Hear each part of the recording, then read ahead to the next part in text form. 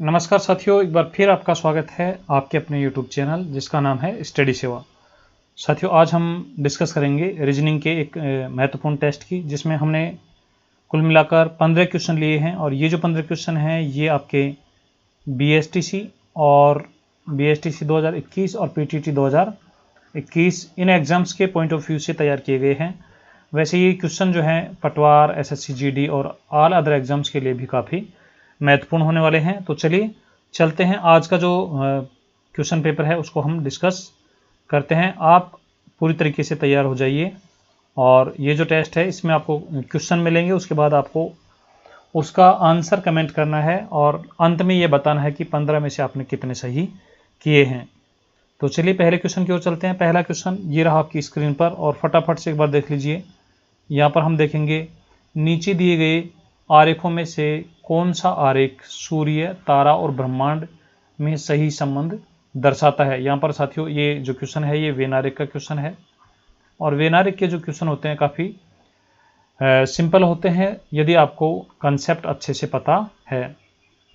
यहाँ पर जैसे 3 शब्द दिए गए हैं, 3 शब्दों में से कौन सा इन शब्दों के लिए जो आरेख बने हुए हैं वो कौन सा इनको सही रिप्रेजेंट करता है, वो आप कमेंट करके बता दें। A, B, C और D में से आप अपना आंसर जो है ये फटाफट से कमेंट कर दें। बहुत सारे जो हमारे साथी हैं उन्होंने D आंसर कमेंट किया था और D आंसर जो है वो ऑनलाइन हमने जो टेस्ट लिया था गूगल फॉर्म के माध्यम से, जिसका लिंक आपको वीडियो के डिस्क्रिप्शन में मिल जाएगा। यदि आपने ऑनलाइन टेस्ट नहीं दिया है तो वो भी आप दे सकते हैं गूगल फॉर्म के माध्यम से। तो उन्होंने डी ऑप्शन किया था। उन्होंने क्या किया कि सबसे पहले ब्रह्मांड के लिए एक सर्कल बनाया, उसके बाद फिर तारे के लिए और सूर्य के लिए। जबकि साथियों ऐसा नहीं होता, क्योंकि सूर्य जो है ये भी एक प्रकार का तारा है और तारा होने की वजह से ये जो सर्कल जैसे तारे के लिए है तो तारे के अंदर ही सूर्य होगा, इसलिए ऑप्शन फर्स्ट इसका सही होगा। अब बढ़ते हैं क्वेश्चन नंबर 2 की ओर। चलिए क्वेश्चन नंबर 2 को देख लेते हैं। क्वेश्चन नंबर 2 फटाफट से यहाँ पर ये रहा आपके लिए। यदि किसी सांकेतिक भाषा में चोर को सिपाही कहा जाए, यहाँ पर हल्की फुल्की कोई मिसप्रिंट हुई हो तो समझ लेना। यदि किसी सांकेतिक भाषा में चोर को सिपाही कहा जाए, सिपाही को डकैत कहा जाए, डकैत को न्यायाधीश कहा जाए, न्यायाधीश को लुटेरा कहा जाए और लुटेरा को वकील कहा जाए, वकील को शिक्षक कहा जाए, तो न्यायालय में फैसला कौन करेगा। BSTC and PTT, BSTC and PTT दोनों के लिए काफ़ी इम्पोर्टेंट है और फटाफट से आप इसका जो आंसर है वो हमें कमेंट करके बताएं। यहाँ पर आपके लिए नोटिफिकेशन भी आ गया है, आप अपना उत्तर कमेंट करके बताएं फटाफट से इसका राइट आंसर क्या होगा। यहाँ पर देखिए साथियों बहुत सिंपल है, ये कोडिंग डिकोडिंग की जो हमारी प्रश्नावली है वहाँ से ये क्वेश्चन बना है। आपको क्या करना है, न्यायालय में फैसला कौन करता है, न्यायालय में फैसला करता है न्यायाधीश, इस बात को ध्यान रखना है। और न्यायाधीश को ऊपर क्या कहा गया है, देखिए बस यहाँ से देखना आपको, न्यायाधीश को लुटेरा कहा जाए, इसका मतलब न्यायाधीश को क्या कहते हैं, लुटेरा। न्यायालय में फैसला कौन करेगा, न्यायाधीश, और न्यायाधीश को यहाँ पर क्या कहा गया है, लुटेरा। तो इस सवाल का राइट आंसर हो जाएगा लुटेरा, ये इसका राइट आंसर होगा। उम्मीद करता हूँ आपको ये बातें समझ में आ रही होंगी और यदि आपकी कोई क्वेरी है, कोई जिज्ञासा है तो आप कमेंट करके पूछ सकते हैं। चलते हैं नेक्स्ट क्वेश्चन की ओर। ये रहा आपका नेक्स्ट क्वेश्चन, यहाँ पर फटाफट से देख लें। और साथियों देखो, आपको एक बात बताएं, किसी भी एग्जाम में हमें सफल होने के लिए मेहनत बहुत ज़रूरी होती है और मेहनत भी हमारी स्मार्ट होनी चाहिए। स्मार्ट, SMART, स्मार्ट से तात्पर्य यह है कि जी तोड़ मेहनत नहीं करें, केवल पसीने बहा रहे हैं और हमें पता ही नहीं है। स्मार्ट जो स्टडी होती है उसमें आपको संबंधित एग्ज़ाम के प्रीवियस ईयर के जो पेपर हैं उनका एनालिसिस करना होता है और उसी एग्ज़ाम का जो सिलेबस है उसके अकॉर्डिंग तैयारी करनी होती है। तो ये बातें आप ज़रूर ध्यान रखें। यहाँ पर सवाल है, किसी सांकेतिक भाषा में ट्रेन्स को RTIASN लिखा जाता है, तो उसी सांकेतिक भाषा में PISTOL को कैसे लिखा जाएगा। फटाफट से आप अपना जो आंसर है वो हमें कमेंट कर सकते हैं। आपके सामने नोटिफिकेशन भी आ गया है, अपना उत्तर कमेंट करें फटाफट से। देखिए कोडिंग डिकोडिंग जो है उसको कैसे समझें, उसके सवालों को कैसे हल करते हैं, उसका एक सिंपल सा फंडा है। आप सबसे पहले जो लिखा हुआ है उसको लिख दीजिए यहाँ पर TRAINS ट्रेंस, इसको लिखा गया है RT, तो इसके जस्ट नीचे लिख दीजिए RTIASN और फिर तुलना कीजिए, आपको बिल्कुल समझ में आ जाएगा। इसी प्रकार जो पूछा गया है उसको लिख दीजिए PISTOL। तो साथियों यहाँ पर आप देखेंगे ये एक जोड़ा है TR, फिर यहाँ पर दो दो के जोड़े बने हैं और इनको उल्टा कर दिया। R को पहले लिख दिया, T को इधर लिख दिया, I को पहले लिख दिया, A को बाद में लिख दिया, ऐसे S को पहले लिख दिया, फिर N को बाद में लिख दिया। तो अपन भी क्या कर लेंगे, दो दो के जोड़े बना देंगे और दो दो के जोड़े बनाने के बाद इनको क्रॉस करवा देंगे, अर्थात I को पहले लिखेंगे तो यहाँ पर I हो जाएगा, उसके बाद P को लिखेंगे ये P, फिर इसमें से T को पहले लिख देंगे और S को बाद में, L को पहले लिख देंगे और O को बाद में। तो हमारा हो जाएगा IPTSLO। ढूंढ लीजिए IPTSLO, तो फर्स्ट ऑप्शन ही हमारा सही हो जाएगा। उम्मीद करता हूं ये सवाल आपको समझ में आ गया होगा और इसी प्रकार के जो सवाल हैं वो आपको देखने को मिलते हैं। यदि आप रीजनिंग को बहुत बेसिक टू एडवांस सीखना चाहते हैं साथियों, बेसिक से एडवांस लेवल तक सीखना चाहते हैं, तो वीडियो के डिस्क्रिप्शन में हमारी प्लेलिस्ट का लिंक दिया हुआ है, वहाँ से आप देख लीजिए। अपने चैनल पर प्लेलिस्ट बनी हुई है अलग अलग पर्सनालियों की, तो उनको आप अच्छे से देख लीजिए, बिल्कुल बेसिक से हैं और हाई लेवल तक के वहाँ पर क्वेश्चन जो हैं और कंसेप्ट आपको डिस्कस किए गए हैं। चलते हैं क्वेश्चन नंबर 4 की ओर। क्वेश्चन नंबर 4 ये रहा और काफ़ी अच्छा सवाल है। इस सवाल में भी हमारे बहुत सारे साथियों ने गलत जवाब दिया था। यहाँ पर वेन आरेख का है, नीचे दिए गए आरेखों में से कौन सा आरेख पक्षी, तोता और चमगादड़ में सही संबंध को दर्शाता है। तो आप अपना आंसर जो है ये हमें कमेंट करके बता दें कि आप इसका सही आंसर किसे मानते हैं, A, B, C और D में से। साथियों यहाँ पर हम देखेंगे कि बहुत सारे हमारे जो साथी हैं उन्होंने क्या किया है, पक्षी के लिए एक सर्किल माना, ये पक्षी के लिए, उसके बाद तोता जो है ये भी एक पक्षी होता है तो ये तोते के लिए, और चमगादड़ जो है ये भी एक पक्षी होता है तो यहाँ पर, अर्थात ऑप्शन C बहुत सारे साथियों ने क्लिक किया, ऑप्शन C को बहुत सारे साथियों ने सही माना है। लेकिन साथियों ऐसा नहीं होगा, ऑप्शन C इसका बिल्कुल गलत जवाब है। इसका राइट आंसर क्या होगा, इसका राइट आंसर फर्स्ट होगा, ऑप्शन फर्स्ट यहाँ पर इसका राइट आंसर होगा। इतना तो सही है, ये हो गया पक्षी, ये हो गया तोता।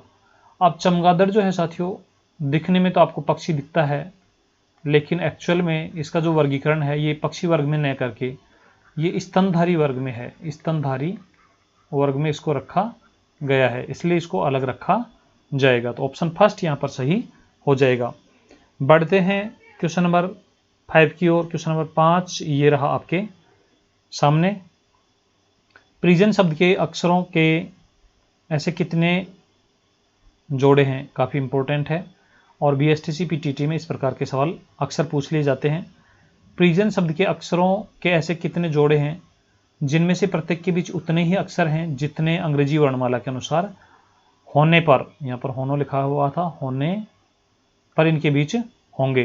तो इसका मतलब क्या है साथियों, एक बार यदि आपने इसको समझ लिया है तो अपना आंसर आप फटाफट से कमेंट कर दें। आपने यदि ऐसे सवाल पहले ही कर लिए हैं और आप इनके कंसेप्ट को जानते हैं तो अपना आंसर कमेंट कर दें, नहीं तो हम यहाँ पर समझने वाले हैं। और ये बहुत सिंपल होता है, हर स्टूडेंट इसको आसानी से कर सकता है। करना क्या है, आपको यहाँ पर ऐसे लिख लेना है PRISON।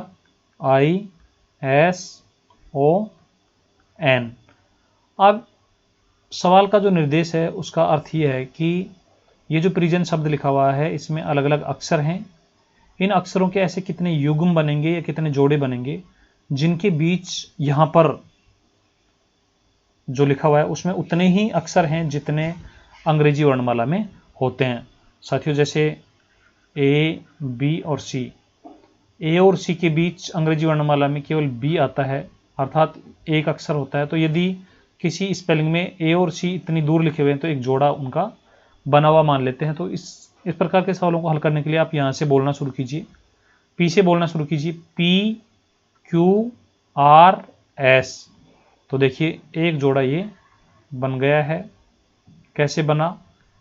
पी 16 नंबर पर होता है और एस जो है साथियों 19 नंबर पर होता है। इनके बीच में 17 और 18 नंबर वाले होते हैं। अब अंग्रेजी वर्णमाला में भी इनके बीच में केवल 2 अक्षर होते हैं और यहाँ पर भी केवल इनके बीच में 2 अक्षर हैं। तो ये एक जोड़ा यहाँ पर बना हुआ मान लिया जाएगा। ये है क्वेश्चन की लैंग्वेज। अब नेक्स्ट देखिए, वापस पी से स्टार्ट करेंगे, P Q R S T U, कोई नहीं है, फिर आर से स्टार्ट कीजिए, R S T U V. इस प्रकार पढ़ते जाइए, आपको ABCD बोलनी है, बस अंत तक चलना है। आई जे के एल, फिर ऐसे एस टी यू, ओ से ओ पी, कुछ नहीं है तो फिर पीछे से चलेंगे। एक बार हमने सामने से देखे, फिर पीछे से देखेंगे। एन ओ, देखिए एन के बाद ओ आ गया और एन और ओ कंटिन्यू होते हैं तो यहाँ पर भी कंटिन्यू है। एक जोड़ा ये बन गया, तो एक जोड़ा ये बना था, दूसरा जोड़ा ये बन गया। फिर वापस एन से चलिए, N O P Q R, तो आर आ गया, तो एक जोड़ा ये बन गया, ये हमारा तीसरा जोड़ा। फिर वापस एन से चलिए, N O P Q R S, फिर ओ से चलिए, ओ पी क्यू आर, एक जोड़ा ये बन गया। यानी आप देखेंगे ओ और आर के बीच अंग्रेजी वर्णमाला में भी 2 अक्षर होते हैं, अर्थात ओ का होता है 15, फिर 16 और 17 वाले इसके बीच में होते हैं, 18 नंबर पर आर आ जाता है। इस प्रकार यहाँ पर कुल 4 जोड़े बने हैं। तो ऑप्शन फर्स्ट यहाँ पर सही हो जाएगा। उम्मीद करता हूँ आपको ये क्वेश्चन अच्छे से समझ में आया होगा। चलते हैं अगले सवाल की ओर। अगला सवाल ये रहा। बिल्कुल सिंपल सा सवाल है, यदि आपको आता है तो एक बार देख लीजिए। क्लासिफिकेशन, शब्द के अक्षरों का प्रयोग करते हुए निम्नलिखित में से कौन सा शब्द नहीं, इसको विशेष ध्यान रखें, नहीं लिखा जा सकता। इसका मतलब 3 ऑप्शन तो लिखे जा सकते हैं और एक ऑप्शन ऐसा होगा जो नहीं लिखा जा सकता। तो अपना आंसर जो है वो फटाफट से कमेंट कर दीजिए। सिंपल सा सवाल है। देखिए ऐसे सवालों में क्या होता है, यहाँ पर हम देख रहे हैं कि क्लासिफिकेशन में सी है, एल है, ए है, फिर एस है। तो नए जो शब्द बनेंगे उनमें इनसे बाहर का कोई अक्षर नहीं होना चाहिए। दूसरी बात आपको क्या ध्यान रखनी है कि यदि यहाँ पर कोई जैसे ओ है, ओ यहाँ पर एक बार प्रयुक्त हुआ है, तो हम जो शब्द बना रहे हैं उसमें भी ओ को हम एक बार ही काम में ले सकते हैं, एक से अधिक बार ओ उसमें नहीं होना चाहिए। या फिर सिंपल सा कंसेप्ट याद रखिए, ऐसे समझ लीजिए कि ये जो अक्षर हैं ये प्लास्टिक के अक्षर हैं। जैसे प्लास्टिक के जो हमारे खिलौने होते हैं उनमें ABCD वर्णमाला होती है। ये प्लास्टिक का सी है, ये एल है, ये एस है, ये ए है, फिर ये एस है। एस हमारे पास प्लास्टिक के 2 हैं, फिर आई है, एफ है, आई सी A T I O N. अब साथियों इनसे जब नए शब्द बनाएंगे तो कैसे बनाएंगे? देखिए फिक्शन, जैसे फिक्शन बनाना है तो एफ चाहिए, तो एफ यहाँ से उठा लेंगे, यहाँ से उठा लेंगे तो एफ यहाँ रख देंगे। फिर आई चाहिए तो आई इसको उठा लेंगे, आई को यहाँ रख देंगे। इस प्रकार समझ लीजिए। सी है तो सी के लिए इसको हम उठा लेंगे और ये सी। फिर TION तो TION, ये सारा बन जाएगा फिक्शन। एक्शन, एक्शन के लिए अब वापस समझ लीजिए कि वापस व्यवस्थित रूप से इनको जमा दिए हैं। अब हम दूसरे शब्द को चेक करते हैं। ए तो ये ए रहा, सी ये सी रहा, फिर TION ये रहा। नेशन, एन तो ये एन रहा, फिर ए ये ए रहा, इसी को देख लीजिए।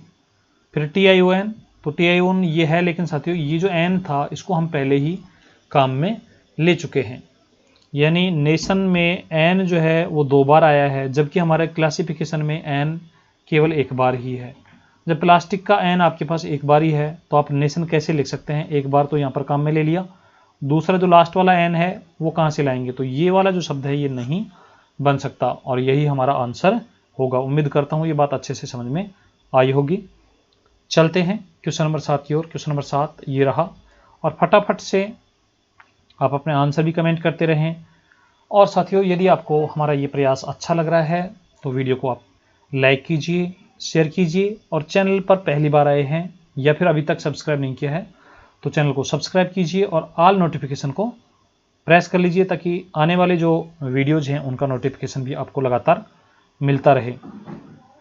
साथियों, आप अपने जो मित्र हैं, जो फ्रेंड सर्किल है आपकी, उनको भी इस YouTube चैनल के बारे में आप उनको बता सकते हैं। यहाँ पर रीजनिंग के, इसके अलावा ज्योग्राफी के काफ़ी सारे जो इम्पोर्टेंट वीडियोज हैं वो आपको देखने को मिलेंगे। चलिए देखते हैं क्वेश्चन नंबर 7। किसी पंक्ति में राम का स्थान आगे से 25वां है तथा पीछे से 15वां है।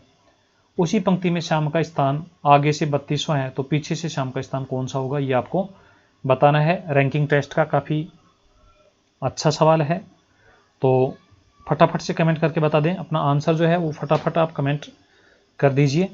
उसके बाद हम इसको बिल्कुल बेसिक से समझते हैं। यहाँ पर हम देखेंगे साथियों, कोई पंक्ति है, ये इसमें 1 2 3 4 5 6 7 8 व्यक्ति बैठे हुए हैं, समझ लीजिए। और ये यहाँ पर राम बैठा हुआ है। आगे से इसका स्थान कौन सा हुआ, फर्स्ट, सेकंड और थर्ड, अर्थात आगे से स्थान हुआ तीसरा। पीछे से स्थान देखेंगे तो first, second, third, fourth, fifth, sixth, छठा स्थान हो जाएगा पीछे से। यानी आगे से तीसरा और पीछे से छठा स्थानों का योग हो गया है 9। स्थानों का योग कितना हो गया साथियों, 9। इस बात को आप अच्छे से ध्यान रखें। स्थानों का योग 9 हुआ है, व्यक्ति इसमें 8 बैठे हुए हैं। अब किसी दूसरे व्यक्ति के बारे में बात करते हैं। श्याम यहाँ पर है, राम के बाद श्याम यहाँ पर है। आगे से इसका स्थान काउंट कीजिए, पहला, दूसरा, तीसरा, चौथा और पांचवा। पीछे से स्थान देखेंगे तो पहला, दूसरा, तीसरा और चौथा। आगे से पांचवा, पीछे से चौथा। स्थानों का योग करेंगे तो 9। अर्थात किसी भी व्यक्ति का आप आगे से और पीछे से या दाएं से बाएं से स्थानों का योग करेंगे एक ही व्यक्ति का, तो स्थानों का योग हमेशा समान आएगा जो पंक्ति में बैठे हुए व्यक्तियों के टोटल संख्या से एक अधिक होगा। अब यहाँ पर हम देख रहे हैं राम जो है उसका स्थान आगे से 25वां है, पीछे से 15वां है। स्थानों का योग हम देखेंगे तो 40 हो रहा है। तो साथियों, श्याम जो है उसके स्थानों का योग भी 40 होना चाहिए। तो आगे से 32 है तो पीछे से कौन सा होगा, 8। बस इतना सा आपको कंसेप्ट यदि पता है तो बिना पेन चलाए इस सवाल को आप हल कर सकते हैं। और यदि आपसे पूछे कि इस पंक्ति में कुल कितने व्यक्ति हैं, तो कुल व्यक्ति ज्ञात करने के लिए साथियों आपको स्थानों के योग में से एक कम कर देना होगा। जैसे यहाँ पर स्थानों का योग 9 आया है लेकिन व्यक्ति पंक्ति में 8 ही व्यक्ति बैठे हैं। यहाँ पर स्थानों का योग 40 है तो पंक्ति में कितने बैठे होंगे, 39। उम्मीद करता हूँ ये बात आपको अच्छे से समझ में आई होगी। चलते हैं क्वेश्चन नंबर 8 की ओर। क्वेश्चन नंबर 8 ये रहा आपकी स्क्रीन पर। किसी पंक्ति में 100 विद्यार्थी हैं, ये बात देख लीजिए अच्छे से। 100 विद्यार्थी हैं, राम का स्थान आगे से 70वां है और श्याम का स्थान पीछे से 70वां है। बताओ इन दोनों के बीच में कितने विद्यार्थी हैं। यदि आपको इस सवाल का आंसर पता है तो फटाफट से कमेंट कर दीजिए। और साथियों, इस प्रकार के बीच के व्यक्ति ज्ञात करने के लिए हमने एक वीडियो बनाया हुआ है, काफ़ी लोकप्रिय वीडियो है। रसगुल्ला विधि से हम इसको याद करते हैं। रसगुल्ला विधि से ऐसे सवालों को हल कर लेते हैं और आपको भी बताएंगे ये रसगुल्ला विधि क्या है। मान लीजिए एक पंक्ति है, यहाँ पर आपको पहले एक छोटा एग्जाम्पल लेकर समझ लेते हैं, जिसमें 10 व्यक्ति बैठे हैं, 1 2 3 4 5 6 7 8 9 और ये 10। राम का स्थान आगे से, ये साथियों आगे होता है या फिर बाएं होता है, ये दाएं होता है या फिर पीछे होता है। राम यहाँ पर है तीसरे स्थान पर, इधर से मोहन यहाँ पर है तीसरे स्थान पर। पंक्ति में टोटल कितने हैं, 10। 3 इधर से रसगुल्ला बांटना शुरू कीजिए। एक रसगुल्ला यहाँ बांट दिए, दूसरा यहाँ, तीसरा यहाँ। 3 रसगुल्ले बट गए, 3 स्थान थे। इधर से रसगुल्ले बांटेंगे, पहला, दूसरा और तीसरा। 3 रसगुल्ले बट गए। कितने रसगुल्ले बट गए, 6। 10 रसगुल्ले हमें बांटने थे, बट गए कितने, 6। बचे कितने, 4। तो 4 कहाँ होंगे साथियों, 4 होंगे बीच में। ये रहे 4।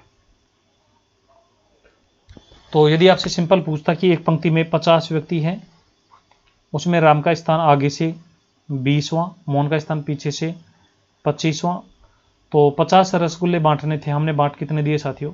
20 और 25 45, बच गए कितने? 5। तो ये 5 कहाँ बैठे हैं? बीच में, तो यही हमारा बीच वाला होगा। लेकिन यहाँ पर हमारा जो सवाल है वो थोड़ा सा जटिल है। जटिल कैसे है एक बार हम देख लेते हैं। इनको थोड़ा इरेज कर देते हैं।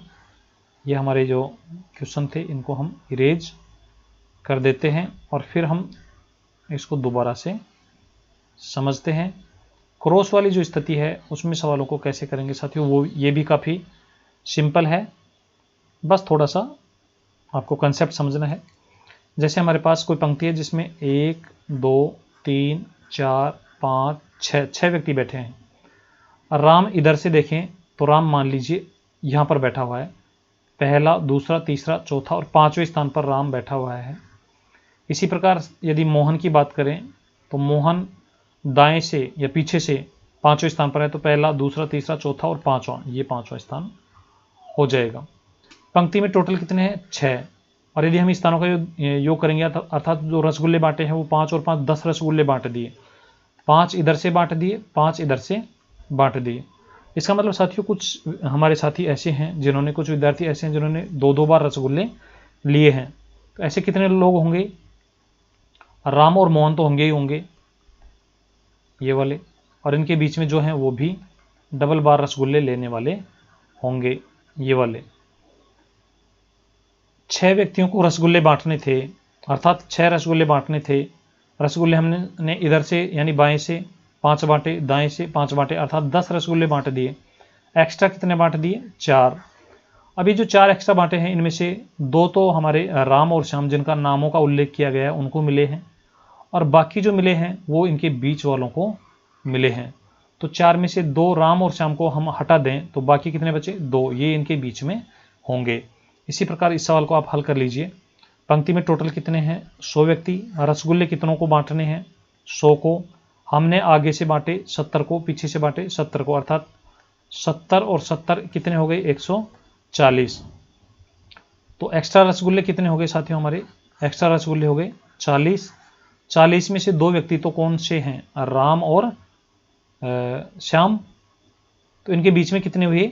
38। तो इस सवाल का राइट आंसर क्या हो जाएगा? 38। ऑप्शन थर्ड यहाँ पर सही हो जाएगा। उम्मीद करता हूँ अब आपको अच्छे से समझ में आया होगा, और नहीं तो फिर आप क्या करें, वीडियो के डिस्क्रिप्शन में हमने रसगुल्ला विधि का लिंक दिया हुआ है, तो आप उसको अच्छे से देख लीजिए।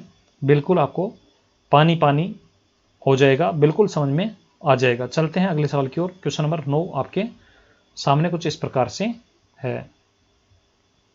यहाँ पर जो सवाल है इसको पढ़ लीजिए। राम अपने घर से उत्तर दिशा की ओर चलना प्रारंभ करता है। जैसे ये राम है, इसका घर है, ये उत्तर दिशा की ओर चलना प्रारंभ करता है। प्रत्येक 10 मीटर चलने के बाद वह दाएं मुड़ जाता है और कुल मिलाकर वह 21 बार दाएं मुड़ा है। साथियों 21 बार दाएं मुड़ा है। आप देखिए दाएं मुड़ने का मतलब क्या है? ऐसे उत्तर की ओर चलने वाला व्यक्ति दाएं मुड़ेगा तो पूर्व की ओर हो जाएगा, फिर दाएं मुड़ेगा तो दक्षिण की ओर हो जाएगा, फिर दाएं मुड़ेगा तो पश्चिम की ओर हो जाएगा। अर्थात और कितनी बार मुड़ा?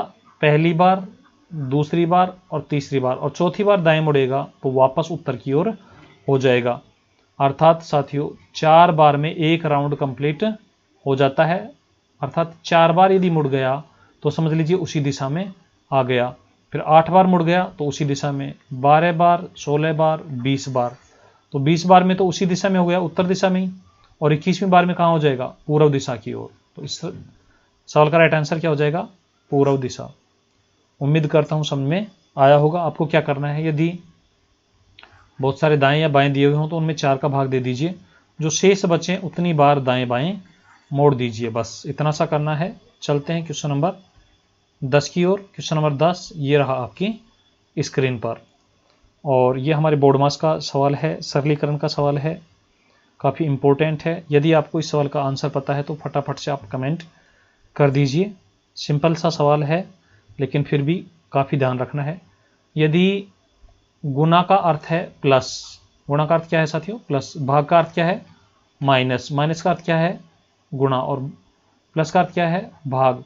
हो, तो ये हमारा सवाल है, इसको हल करना है। अब आपको क्या करना है, सबसे पहले शॉर्ट रूप में ऐसे लिख लीजिए, सवाल को पढ़ते जाइए। गुणा का अर्थ क्या है, प्लस, फिर भाग का अर्थ क्या है, तो भाग का अर्थ लिख दीजिए माइनस, फिर माइनस का अर्थ क्या है साथियों, गुणा, और प्लस का अर्थ क्या है, भाग। अब इस इक्वेशन को लिखिए बिना समय, इसके जो चिन्ह है 8, फिर 7, फिर 8, 40 और 2। सबसे पहले यहाँ पर गुणा लिखा हुआ है, तो गुणा का अर्थ क्या है, गुणा का अर्थ है प्लस, तो यहाँ पर प्लस लगा दीजिए। फिर दूसरा चिन्ह जो है यहाँ पर साथियों आप देख रहे हैं, दूसरा हमारा जो चिन्ह है ये है माइनस का, तो माइनस का अर्थ है ये वाला गुणा, तो माइनस के स्थान पर यहाँ पर गुणा लगा दीजिए। फिर प्लस का है, तो प्लस के स्थान पर आपको क्या लगाना है, भाग लगाना है, तो यहाँ पर भाग लगा देंगे। और फिर भाग का है, तो भाग के स्थान पर साथियों माइनस लगाना है, तो यहाँ पर माइनस लगा देंगे। अब इसको बोर्ड मास के अनुसार हल कर लेंगे। बोर्ड मास क्या होता है साथियों, BODMAS। इसका मतलब यह है कि यदि इस प्रकार कोई सवाल लिखा हुआ हो जिसमें ब्रैकेट भी हो, ऑफ लगा हुआ हो, जोड़ बाकी गुणा भाग के चिन्ह लगे हुए हों, तो सबसे पहले हम ब्रैकेट को हल करते हैं, फिर ऑफ को हल करते हैं, फिर डी का मतलब है डिवीजन, डिवीजन का मतलब होता है भाग, फिर एम का मतलब मल्टीप्लिकेशन, फिर ऐड का मतलब जोड़, और सब्ट्रैक्शन का मतलब होता है माइनस। तो इस प्रकार से हम सवालों को हल करते हैं। अब क्या करेंगे, एक बार यहाँ पर देख लीजिए, कुछ थोड़ा हम इरेज कर देते हैं, ये वाला जो है।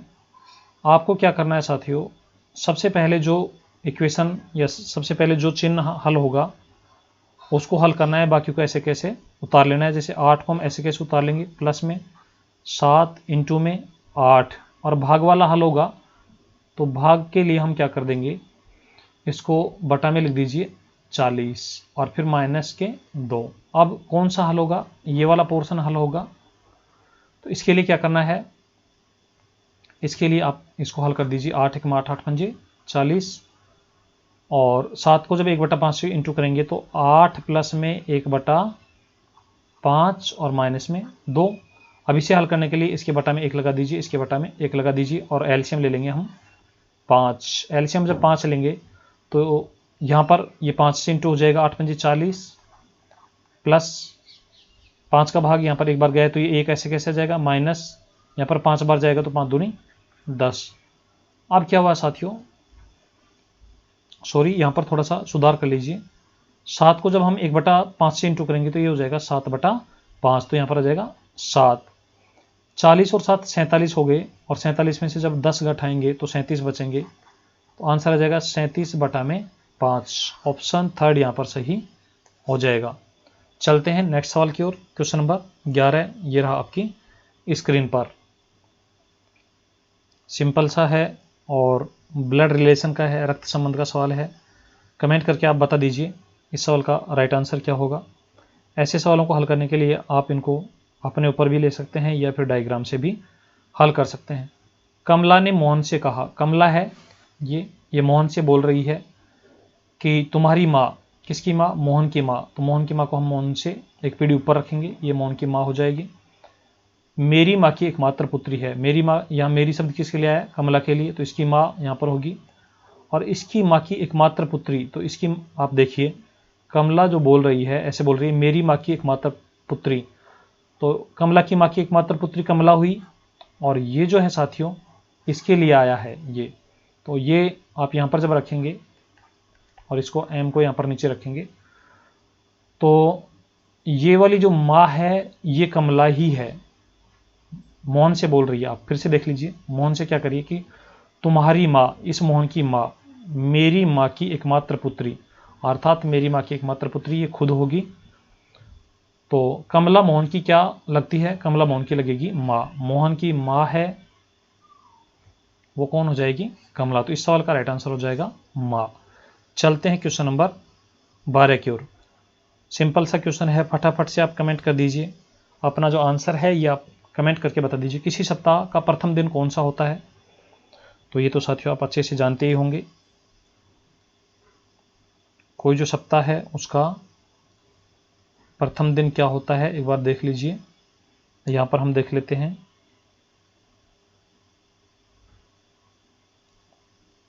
थोड़ी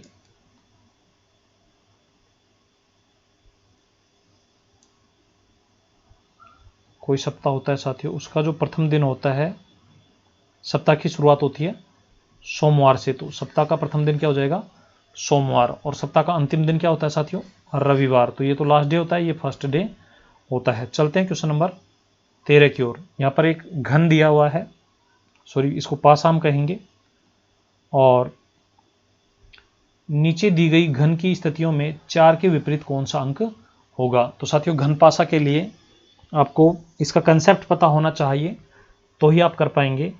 यानी इस प्रकार की हमारी जो फिगर होती है उसमें कुल मिलाकर 6 सतह होती हैं, और 6 सतहों पर 6 अंक अक्षर या प्रतीक बने हुए होते हैं, और जो सतह एक दूसरे के विपरीत होती हैं वो एक साथ दिखाई नहीं देती हैं। बस ये बात ध्यान रखना है। या फिर जो एक साथ दिखाई दे रही हैं वे एक दूसरे के विपरीत नहीं होती। एक साथ दिखाई दे रही हैं, एक साथ दिखने वाली विपरीत नहीं होती हैं, और जो विपरीत होती हैं वो एक साथ दिखाई नहीं देती हैं। बस इतना सा ध्यान रख लेंगे तो भी आपका काम बन जाएगा। चलिए देखते हैं 4 के विपरीत। तो 4 यहाँ पर सबसे पहले आप 4 को देखिए, 4 के साथ कौन दिख रहा है, 5। तो 5 इसके विपरीत नहीं हो सकता। साथ ही जो विपरीत सतह होती हैं वो एक साथ, यानी यदि हमें ऊपर दिखाई दे रहा है तो नीचे वाली सतह दिखाई नहीं देगी, आगे वाली दिखाई दे रही है तो पीछे वाली सतह दिखाई नहीं देगी। तो 4 के विपरीत 5 नहीं हो सकता, 4 के विपरीत 6 नहीं हो सकता। फिर ये वाला 4 देखिए, 4 के विपरीत 2 नहीं हो सकता, तो ये वाला 2 नहीं हो सकता। 4 के विपरीत ये 3 नहीं हो सकता, तो ये 3 नहीं हो सकता। तो अब कौन बचा, 4 के विपरीत केवल 1 बचा है, तो ऑप्शन फर्स्ट यहाँ पर सही हो जाएगा। चलते हैं क्वेश्चन नंबर नेक्स्ट की तरफ। यहाँ पर देखते हैं क्वेश्चन नंबर 14। घड़ी का सवाल है और काफ़ी इंपॉर्टेंट है। घड़ी से संबंधित सवाल भी आपके यहाँ पर पूछे जाते हैं। आपको फटाफट कमेंट करके बताना है, घड़ी की सुइयाँ एक दिन में कितनी बार एक दूसरे के विपरीत होती हैं। विपरीत होने का मतलब क्या है साथियों, समझ लीजिए। ये घड़ी का डायल है, यहाँ पर 12 बजे हुए हैं, यहाँ पर 6, यहाँ पर 3 और यहाँ पर 9। एक इसमें घंटे की सुई होती है, एक मिनट की सुई होती है। जब ये चलती हैं तो कभी कभी ऐसी होती है, जैसे जब 12 बजेंगे तो ऐसी स्थिति रहेगी, 12:30 जब बजेंगे तो साथियों घंटे की जो सुई है वो हल्का सा आगे पहुंच जाएगी, और मिनट वाली यहाँ पहुंच जाएगी। उसके कुछ समय बाद ये यहाँ पर पहुंच जाएगी। तो घंटे वाली सुई देख रही है इधर और मिनट वाली देख रही है इधर, तो ये एक दूसरे के विपरीत हो गई। इस प्रकार आपको बताना है कि एक दिन में, एक दिन का मतलब होता है 24 आवर्स, 24 घंटे में एक दूसरे के विपरीत कितनी बार होती हैं। तो साथियों सामान्य रूप से हर घंटे में एक बार होती हैं, अर्थात एक घंटे में एक बार विपरीत होती हैं, एक घंटे में एक बार विपरीत होती हैं। लेकिन 12 घंटे में ये 11 बार ही होती हैं, अर्थात 6 से 7 बजे के बीच यदि हम देखेंगे तो 6 से 7 बजे के बीच घड़ी की जो सुइयां हैं वो एक दूसरे के विपरीत नहीं होती हैं। तो 12 घंटे में 11 बार, फिर अगले 12 घंटे में 11 बार, तो टोटल 24 घंटे में कितनी बार हो गई, 22 बार। तो 24 घंटे में ये एक दूसरे के कितनी बार विपरीत हो जाएंगी, 22 बार। चलते हैं नेक्स्ट क्वेश्चन की ओर। क्वेश्चन नंबर 15 यहाँ पर आप देखेंगे आज का अंतिम सवाल, सबसे छोटी भाज्य संख्या क्या है। यहाँ पर आप देखेंगे साथियों हमारा जो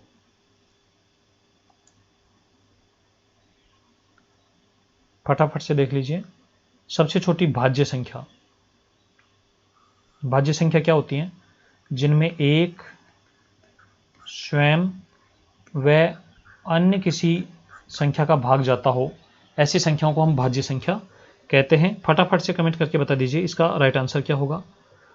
साथियों एक जो है यहाँ पर फर्स्ट ऑप्शन जो है ये न तो भाज्य है न अभाज्य है। 2 ये सबसे छोटी अभाज्य संख्या है, अभाज्य संख्या। 3 अभाज्य संख्या है, और 4 जो है ये भाज्य संख्या है और ये सबसे छोटी है। तो सबसे छोटी भाज्य संख्या हो जाएगी 4। तो इस सवाल का राइट आंसर ऑप्शन 4 यहाँ पर हो जाएगा। तो ये था हमारा आज का एक सुपर टेस्ट। अब फटाफट से आप कमेंट करके बताइए आपने 15 में से कितने सवालों का सही जवाब दिया है। यहाँ पर आपके लिए कुछ संदेश हैं। Thanks a lot, keep learning. साथियों वीडियो को देखने के लिए आपका बहुत बहुत शुक्रिया, और आप लगातार इसी प्रकार से जो है सीखते रहिए, पढ़ते रहिए, बढ़ते रहिए। और यदि आप किसी भी एग्ज़ाम की टेस्ट सीरीज़ बिल्कुल निःशुल्क ज्वाइन करना चाहते हैं तो आप विजिट कीजिए हमारी वेबसाइट www.studyseva.com। यहाँ पर आपको सभी प्रतियोगी परीक्षाओं के लिए टेस्ट सीरीज बिल्कुल फ्री उपलब्ध हैं, जिनमें आप अपना स्कोर भी जान पाएंगे, अपनी रैंक भी जान पाएंगे। तो चलिए मिलते हैं एक नए सेशन के साथ। तब तक के लिए आप पढ़ते रहिए, बढ़ते रहिए। जय हिंद, जय भारत।